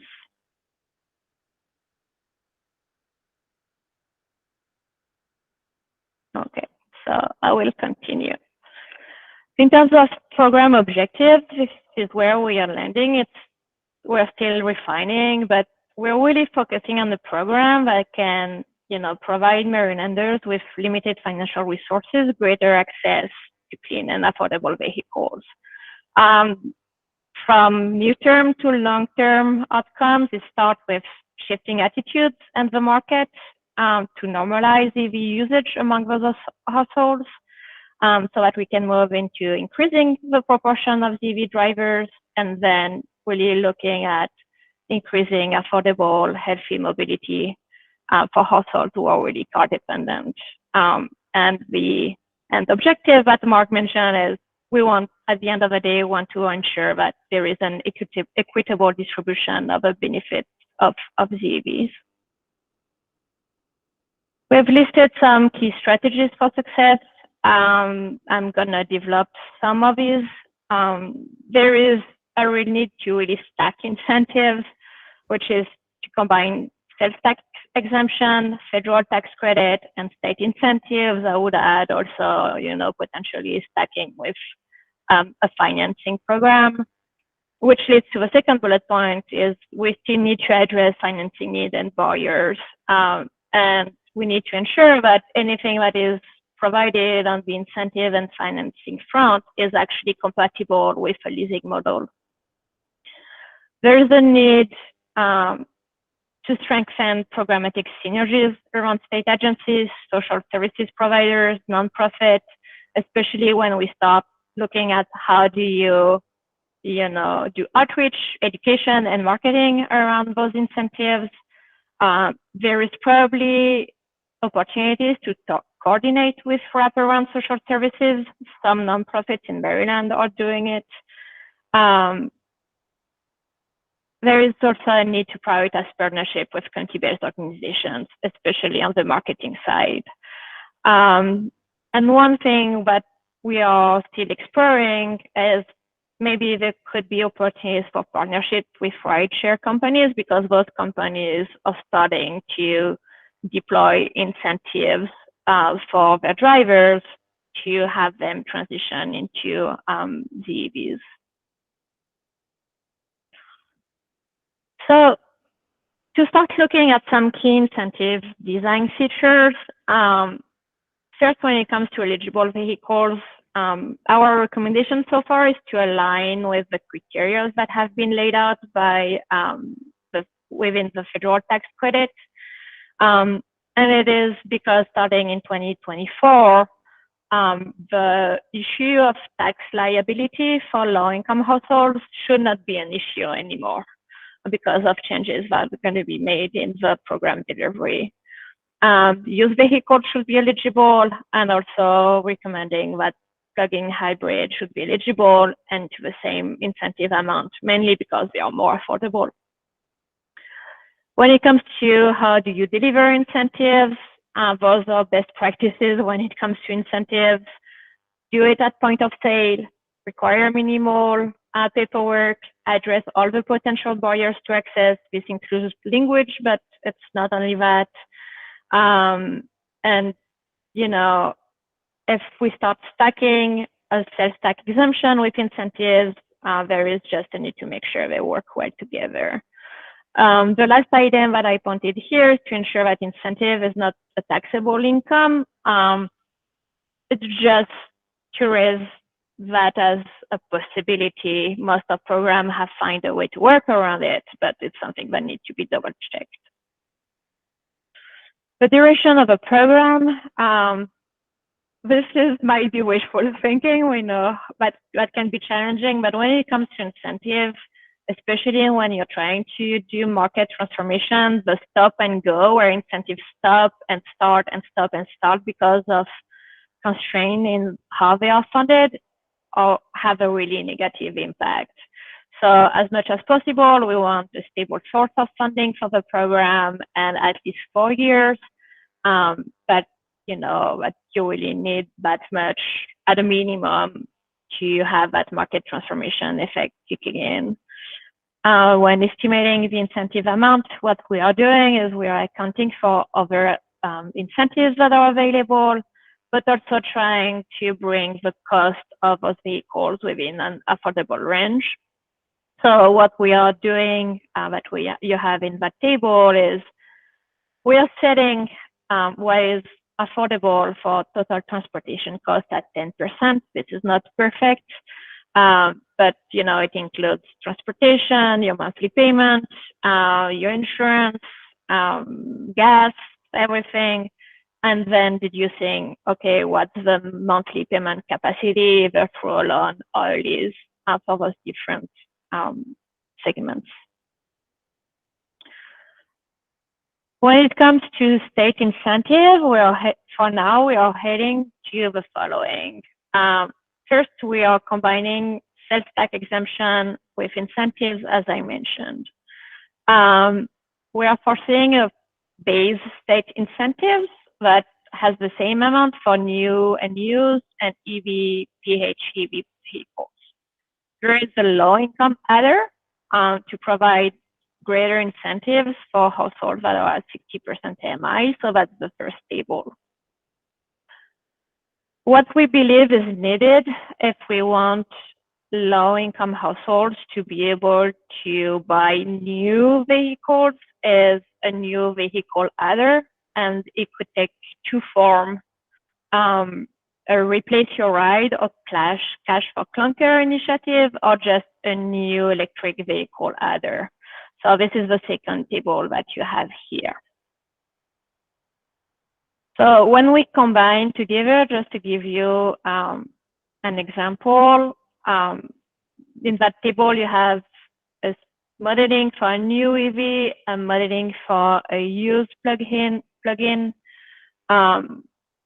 Vehicle acquisition cost is something we're going to refine on the used vehicle side. We are still crunching data on the used market that we have received recently. And this is where we are stacking. So we added the federal tax credit. There is the state-based incentive that I mentioned. We are adding the incentive, and we are adding the incentive for new vehicle. So it gives you an idea of what could be the total state incentives. For each of the situations, it ranges from $4,000 for moderate income households buying a used plug-in to $11,500 for low income households buying a new EV. We have computed the remaining cost and estimated monthly payments depending on what the interest rate. This is where you can see the value of developing a financing program because an 11% seems to be, unfortunately, more on the low side when it comes to what low and moderate income households might be able to access on the financing front. And so last slide to illustrate what do we have at the end. We are running some comparison, asking yourself, okay, once you have provided that level of incentive, how do we compare with a gas vehicle? And so that's the last line.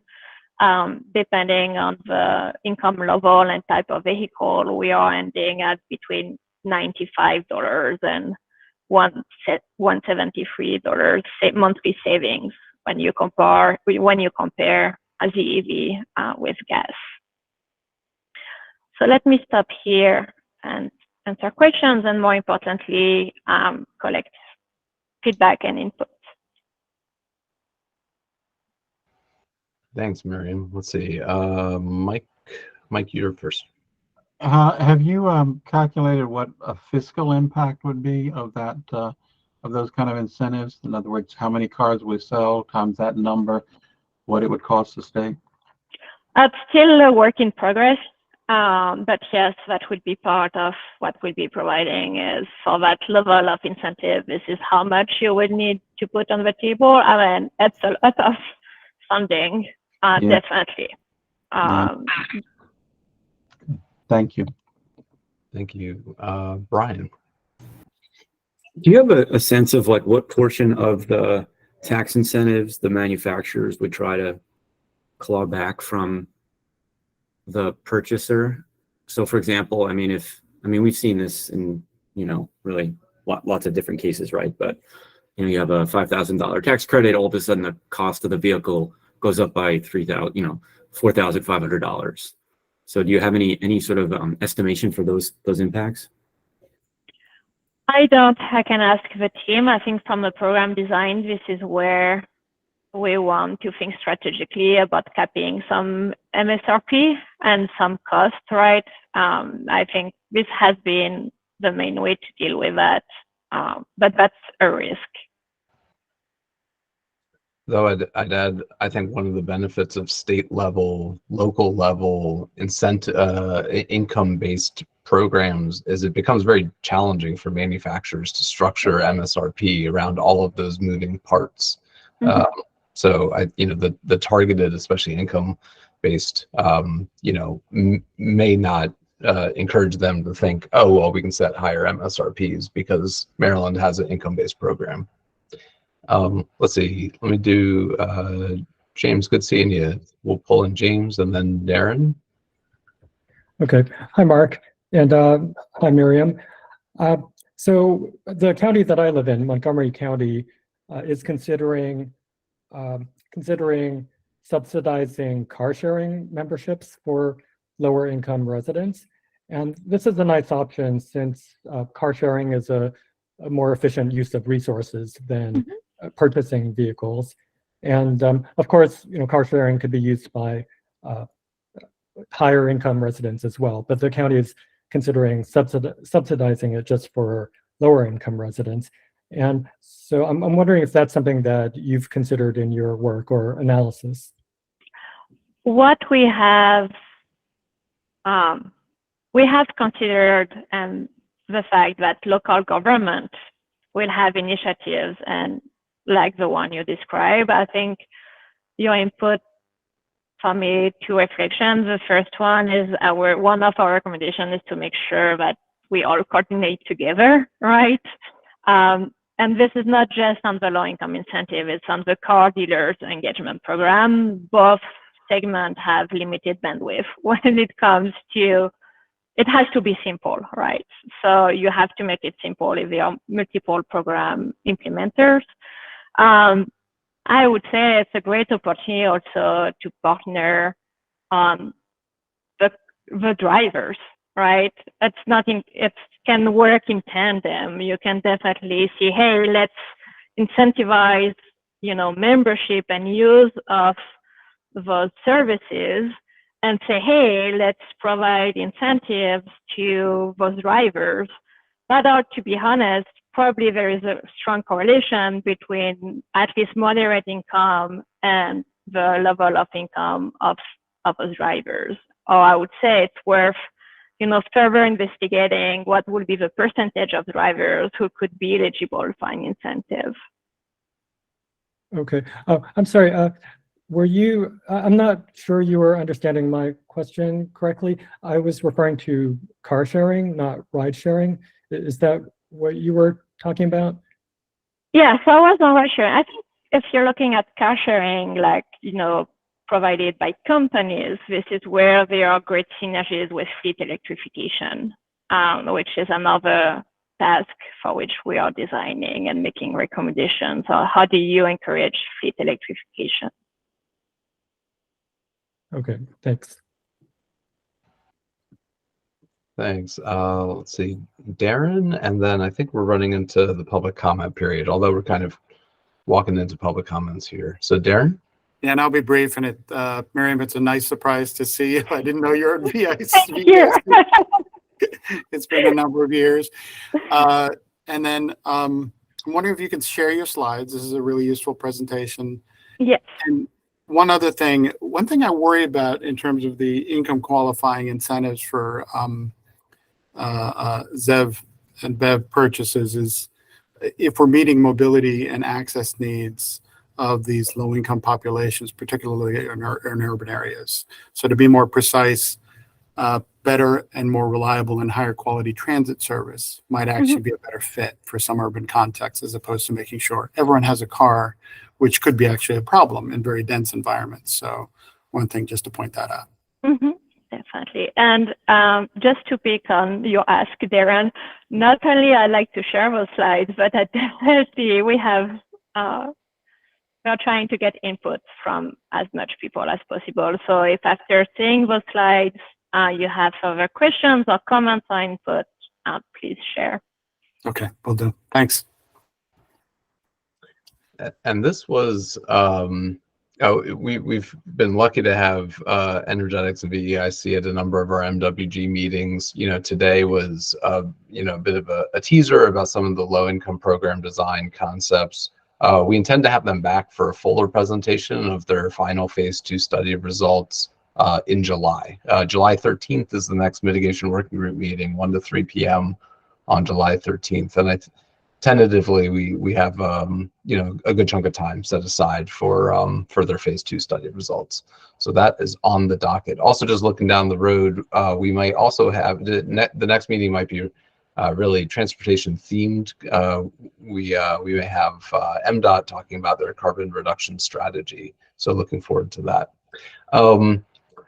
Let's see, we are just about out of time. We've got about 5 minutes. I saw in the chat that Jeff Silva asked to make a public comment, so we'll turn to him, and then let me also see if there's anyone else who signed up.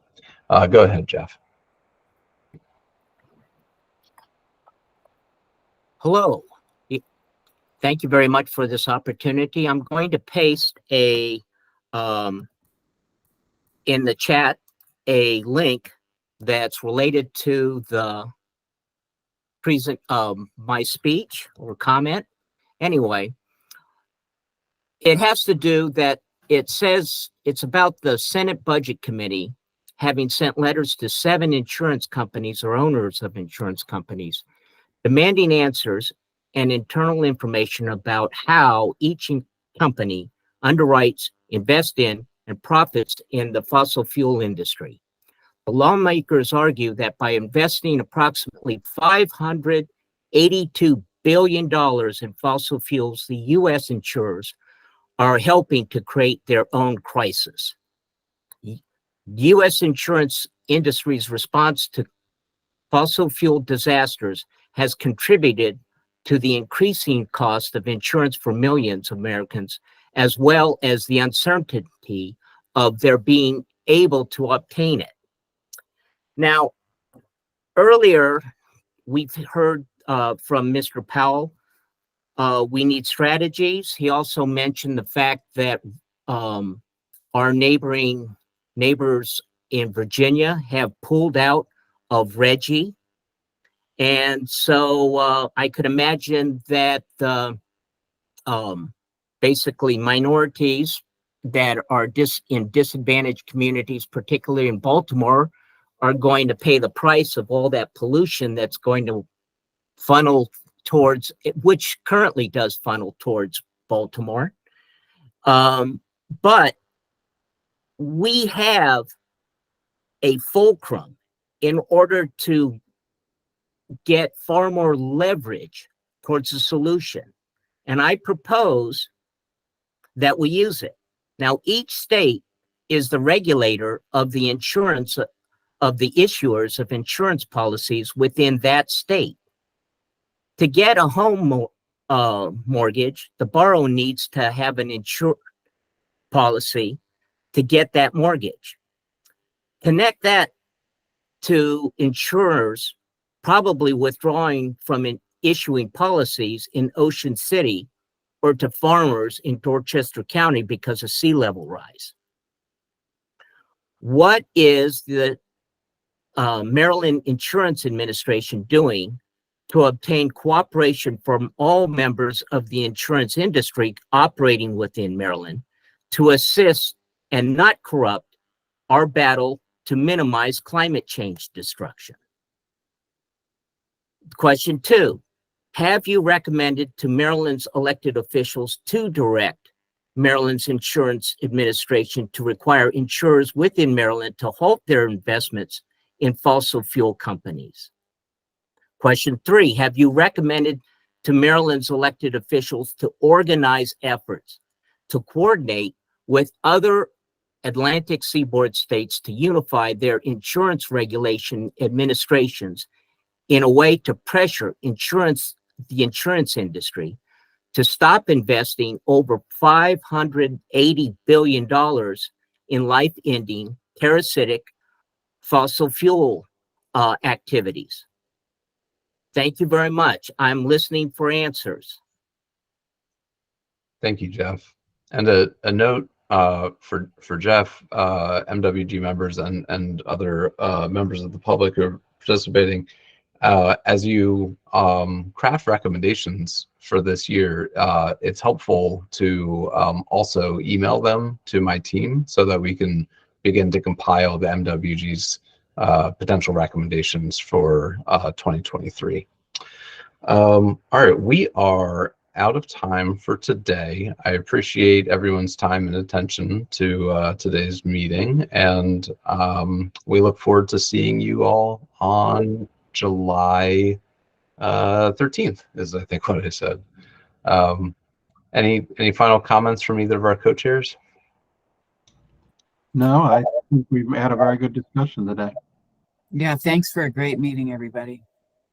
Great. All right. Take care, everyone.